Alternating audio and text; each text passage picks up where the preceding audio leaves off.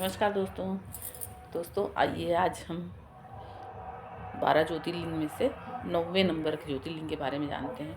तो दोस्तों 9वें नंबर का ज्योतिर्लिंग जो है वो है बैजनाथ धाम।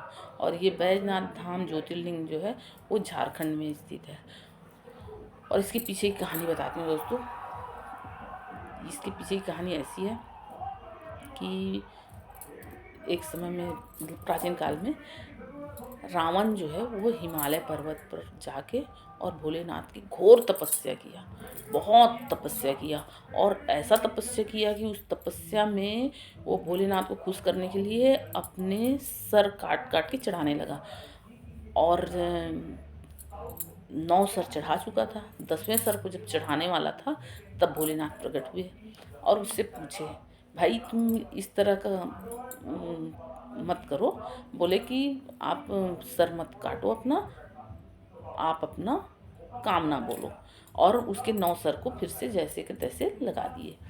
अब रावण अपना कामना बोला कि मेरी इच्छा यही है कि मैं इस शिवलिंग को अपने लंका लेके जा पाऊँ। तो भोलेनाथ तो प्रसन्न हुए थे और बोले थे वर मांगो। तो भोलेनाथ ने हाँ कह दिया, आदेश दे दिया, ठीक है आप शिवलिंग अपने लंका ले जा सकते हो, लेकिन शर्त ये है कि आप इस शिवलिंग को यहाँ से सीधे लंका ही लेके जाना, बीच में कहीं नहीं रखना। अगर आप जहाँ भी इसको रख दोगे वहीं यही स्थापित हो जाएगा, फिर आप उठा नहीं पाओगे। रावण बोला कोई बात नहीं, मैं ऐसा ही करूँगा। अब रावण वहाँ से शिवलिंग लेके चला, लेकिन क्या है कि ये सब मतलब ये देवताओं को मंजूर नहीं था कि शिवलिंग लंका जा सके।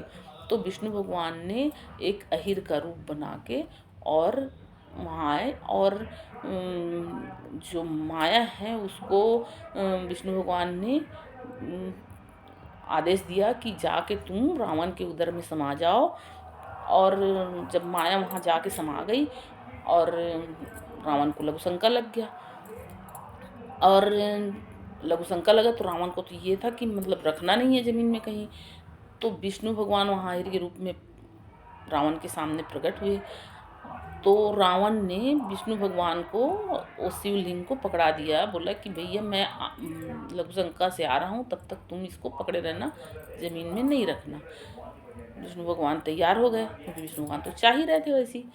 तो विष्णु भगवान तैयार हो गए। रावण उस अहिर रूपी विष्णु भगवान को अपना शिवलिंग पकड़ा के और लघु शंका के लिए चला गया। लेकिन अब उसके उदर में तो माया समाई हुई थी, तो वो उसका लघु शंका बंदी ना हो। उसके बाद तो अब बंद नहीं हुआ। कुछ देर तक के विष्णु भगवान देखे, फिर शिवलिंग को वहीं रख दिए ज़मीन में। और ज़मीन में रख दिए, जब ज़मीन में रख दिए तब फिर माया को आदेश दिए कि अब तुम आ जाओ वापस। तब रावण का लघु शंका बंद हुआ। रावण आया तो देखा तो वहाँ शिवलिंग ज़मीन में रखा हुआ है। ज़मीन में रखा हुआ था तो फिर रावण को बहुत वो हुआ, बहुत क्रोध आया। अब उसको तो पता था कि अब उठा नहीं सकता मैं, फिर भी कोशिश किया उठाने की, लेकिन नहीं उठा सका। तो क्रोध के मारे वो अपने अंगूठे से उस शिवलिंग को दबाया कि ये ना मेरा हो ना किसी का हो, तो अंदर चले जाए। लेकिन वो उसके अंगूठा का निशान तो पड़ गया, शिवलिंग थोड़ा दब तो गया, लेकिन वहाँ स्थापित हो गया। तो वो वही वहाँ स्थापित हो गया। उसके बाद अब रावण अपने लंका चला गया और बाकी ब्रह्मा विष्णु सब देवी देवता वहाँ आके और उस शिवलिंग का पूजा पाठ आराधना किए और उसको ज्योतिर्लिंग के रूप में वहाँ विराजित कर दिए। वही है बैजनाथ धाम। ठीक है दोस्तों, नमस्कार दोस्तों।